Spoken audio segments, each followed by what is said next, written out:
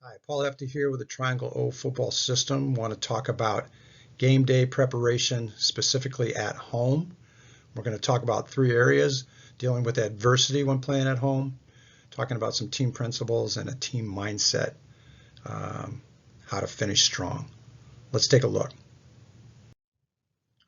In talking about preparation for home games, I want to talk specifically about adversity when playing at home. The number one thing to remember, this is your team now. So I love this. Adversity brings out the best in people. These type of challenges can make you stronger. Let's say it's an opponent that on paper everyone is saying is bigger, faster, stronger, better. Or you're just not getting the media attention that maybe you feel you deserved it had gotten in the past.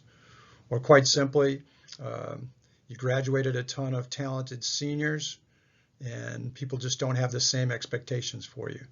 All of that doesn't matter. What matters is what you as a team now believe and are going to go accomplish.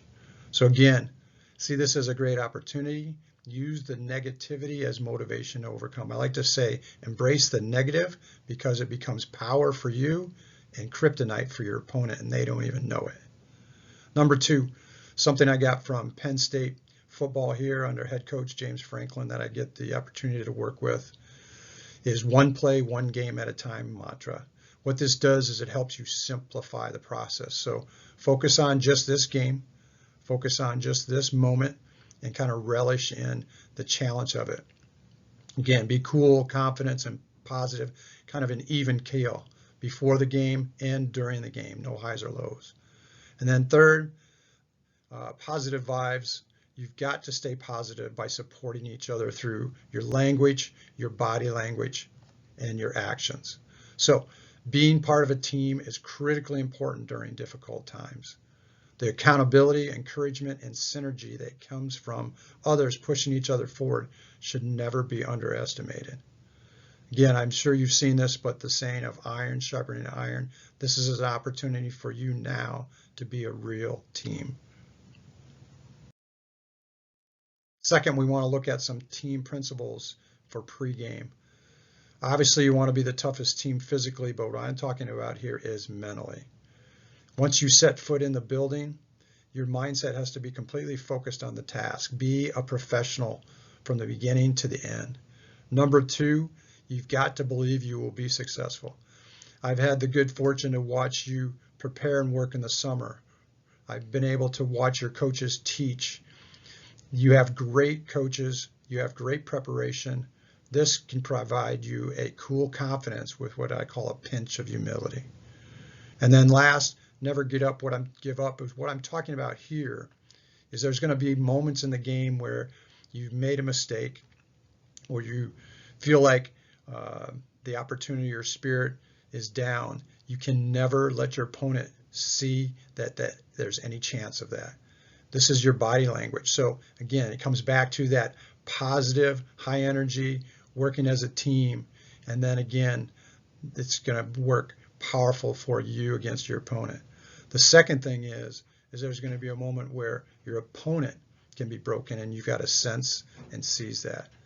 Key here is don't wait for a coach to tell you when that moment comes. This is where real leadership comes in. Once you see it as a leader, then alert your teammates and take advantage of it and crush it. Last, want to have a consistent team mindset or game mindset.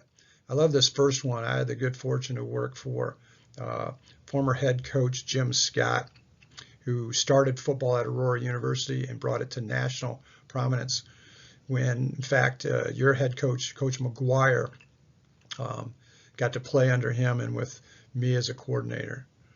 One thing he always talked about before every game is that football is about emotion. If you bring that all day, good things can happen.